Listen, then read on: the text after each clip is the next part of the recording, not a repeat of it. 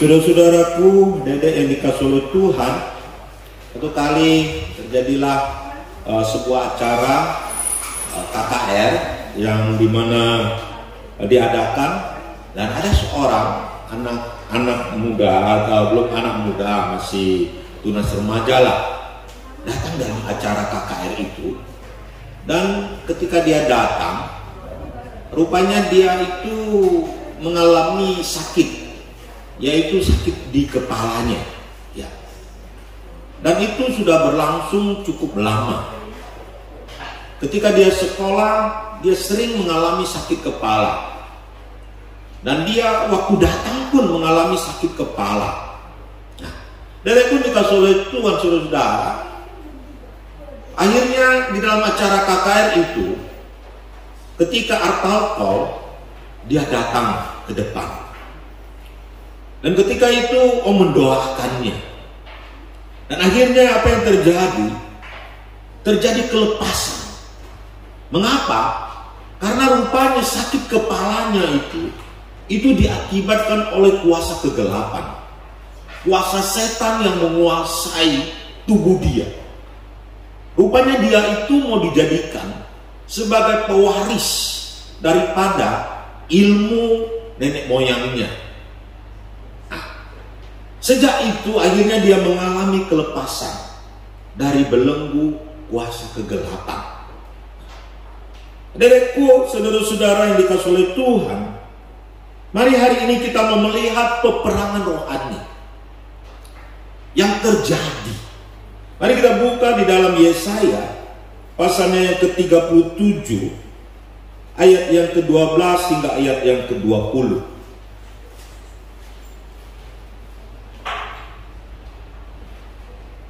Dilanjutkan dengan ayat 36 dan 38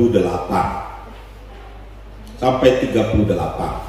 Sudahkah para Allah dari bangsa-bangsa yang telah dimusnahkan oleh nenek moyangku dapat melepaskan mereka, yakni Gojan, Haran, Rejef, dan Bani Edan yang di Telasar?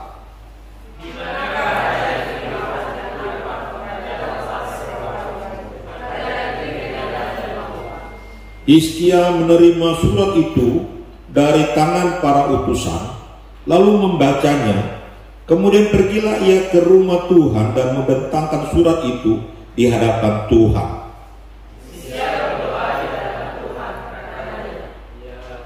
Ya Tuhan semesta alam, Allah Israel yang bertata di atas kelubin, hanya Engkau sendirilah Allah segala kerajaan di bumi. Engkaulah yang menjadikan langit dan bumi.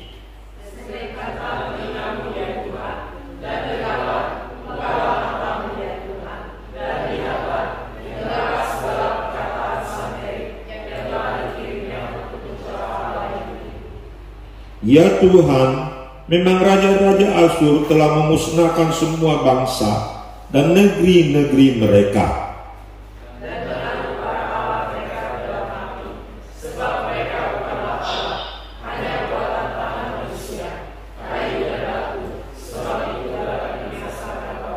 Maka sekarang ya Tuhan Allah kami, selamatkanlah kami dari tangannya, supaya segala kerajaan di bumi mengetahui bahwa hanya Engkau sendirilah Tuhan. Ayat 36. Silakan ayat 36.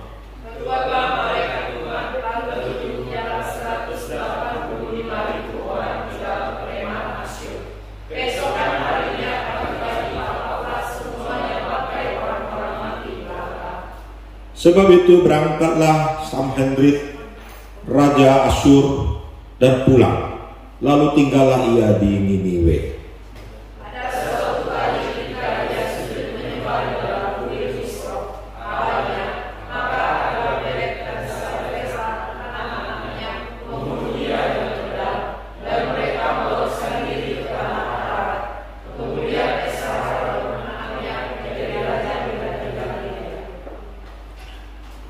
Dedekku, saudara-saudari yang dikasihi oleh Tuhan, Di sini terjadi peperangan rohani, di mana Raja Asyur Sanherib berperang melawan Hizkia, Raja Hizkia Israel. Nah, dari dikasih oleh Tuhan saudara-saudari, kita melihat peperangan jasmani yang sedang terjadi menjadi ajang peperangan rohani. Ya, memang Raja Asyur mengepung akan kerajaan Israel pada waktu itu. Yerusalem pada waktu itu dikepung dan tidak ada jalan keluar bagi Hizkia untuk mengalami kemenangan dalam peperangan ini. Tetapi puji Tuhan, akhirnya kemenangan dalam peperangan rohani ini dimenangkan oleh Hizkia. Saudara-saudara, adik-adik yang dikasihi oleh Tuhan, apa kunci kemenangan rohani bagi Hizkia dan Israel ini? Apa kuncinya?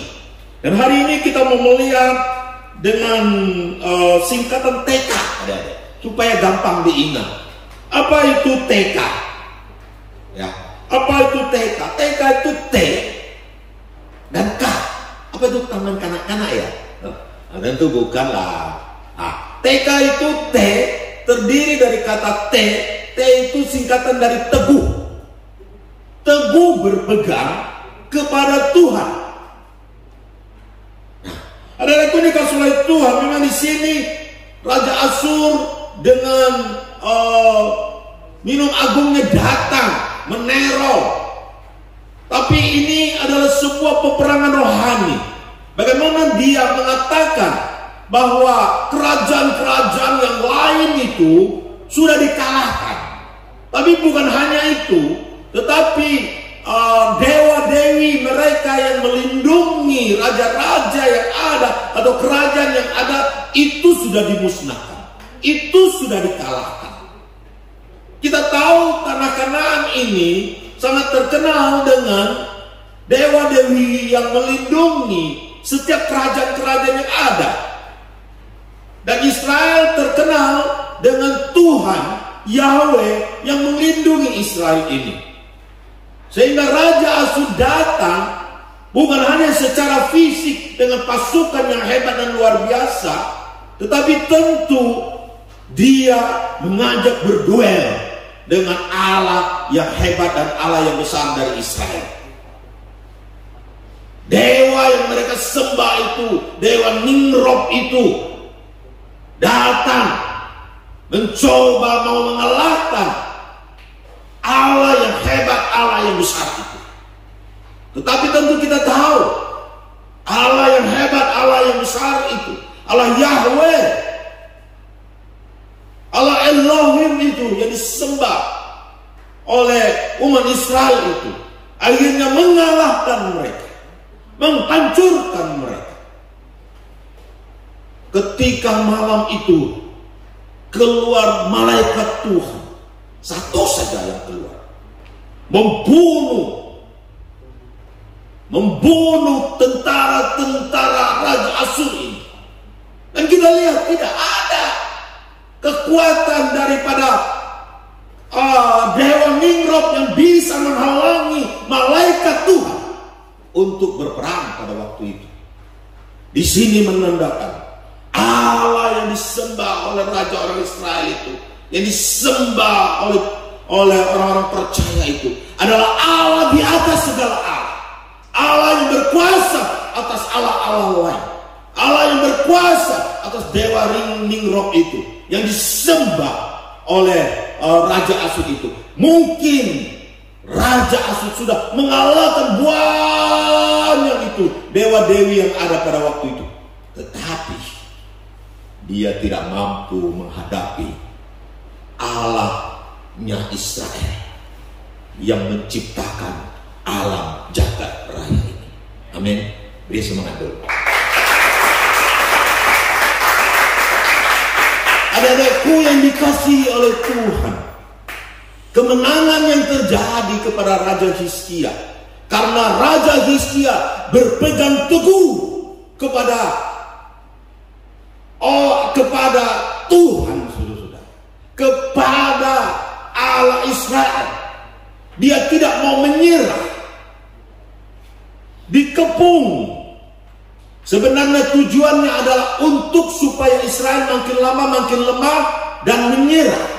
Setelah menyerah, mereka juga harus takluk dalam penyembahan kepada dewa Nimrod itu. Tetapi Raja Israel Hizkia teguh berpegang kepada kepercayaan kepada Allah Israel.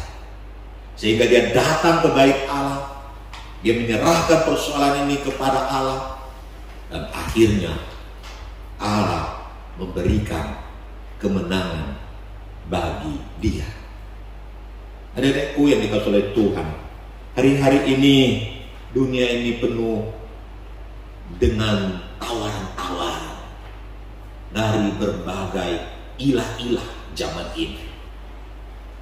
Dari yang kelihatan benar, patung-patung yang ditawarkan, penyembahan-penyembahan kepada patung, dan juga sampai kepada hal-hal yang seperti supranatural yang ditawarkan kepada anak-anak muda hari-hari ini begitu hebat.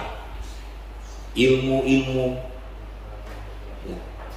Dulu saya masih ingat waktu saya masih muda seperti kalian, saya juga ditawarkan ilmu-ilmu, ilmu kebang, ilmu cari pacar, iya, ilmu ini, ilmu itu, dan sebagainya.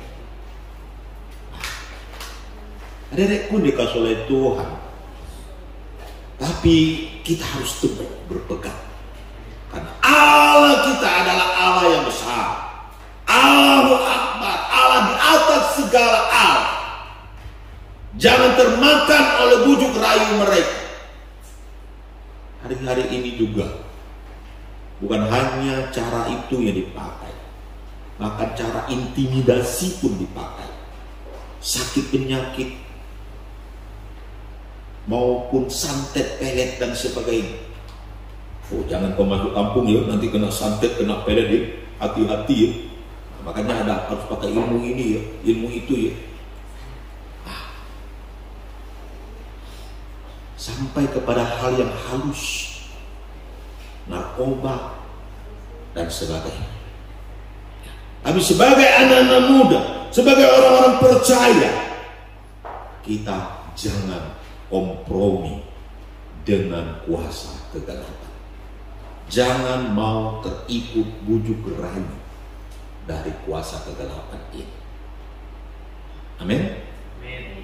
Apa tidak ada yang simpan jimat hari ini? Adakah yang belajar mantra-mantra hari ini?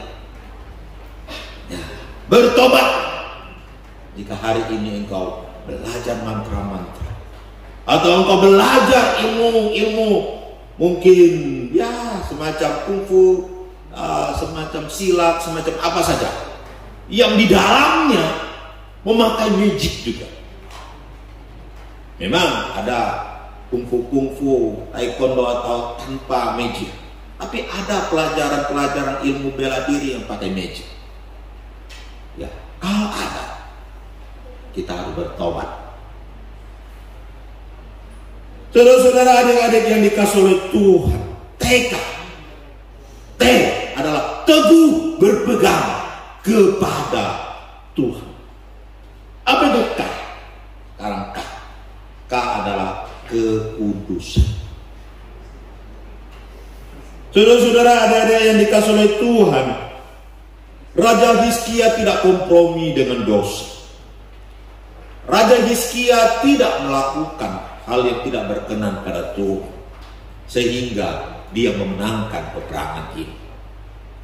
Tapi kita melihat Allah Israel, Allah yang kita sembah, adalah Allah yang tidak kompromi dengan dosa. Ketika Raja Asyur menentang bahkan menghina Tuhan, dia telah berdosa kepada Tuhan. Dan ketika dia menyombongkan tentaranya, menyombongkan kekuatannya, dia telah berdosa di hadapan Tuhan. Dan kita tahu apa akibatnya ketika dia berdosa kepada Tuhan. Tuhan menghukum dia. Tuhan menghancurkan dia. Bahkan ketika dia sudah dikalahkan di dalam peperangan, dia pulang mungkin dengan kecewa, dengan putus asa. Tapi dia tidak menyembah Allahnya Israel. Dia masuk di dalam penyembahan kepada Dewa Nimrodnya. Dan akhirnya Allah mengizinkan sesuatu terjadi. Keluarganya hancur, keluarganya kacau akibat dosa. Dan akhirnya terjadi perebutan kekuasaan. Dan akhirnya dia dibunuh oleh anaknya sendiri di dalam kuil Nimrod itu. Di mana kuil Dewa Nimrod itu? Di mana? Di mana pertolongan dewa itu kepada dia? Tidak ada. Dia dibunuh di dalam kuil Nimrod itu sendiri.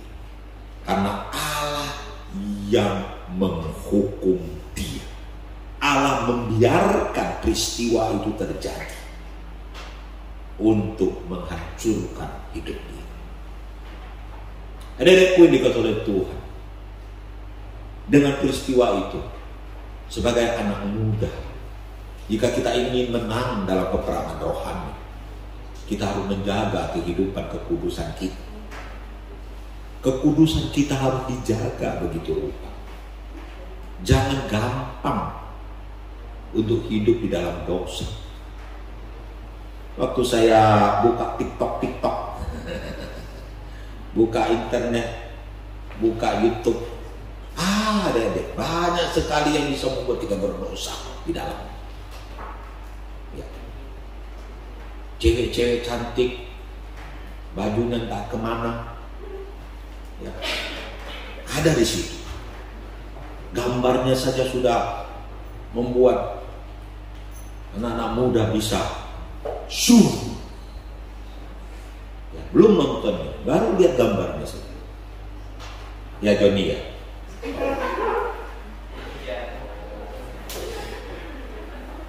Iya. Laku, tapi itu laku banget itu. Iya. Kalau kita lihat di TikTok, lihat di internet, sangat laku banget itu. Bahkan itu nontonnya bisa berjuta-juta. Khotbahnya beratus-ratus, beribu saja, itu bisa berjuta-juta nontonnya. Ya. Oh, kekerasan sana sini. Oh, begitu rupa ditayangkan. Oh, sangat mengerikan ketika kita lihat anak-anak muda hari-hari ini diperhadapkan tantangan yang hebat, yang luar biasa. Ya, saya sangat takut bisa terjadi loss generasi. Karena dari anak-anak kecil sudah main HP. Kalau itu terus yang ditonton, apa jadinya? Gitu ya. Sangat-sangat mengerikan tantangan zaman sekarang ini. Ya. Makanya jagalah hidup kekudusan kita. Jika kita ingin menang dalam peperangan rohani kita. Amin. Mari kita tundukkan kepala kita.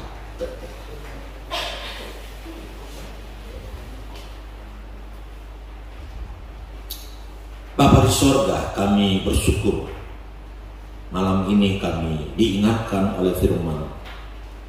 Jika kami ingin menang dalam peperangan rohani, maka kami harus tekad.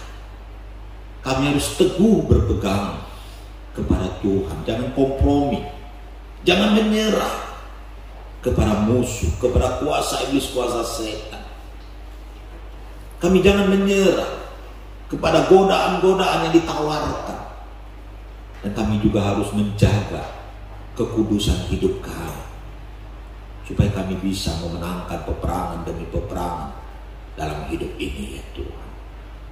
Tolong kami semua yang lemah, yang tak berdaya ini.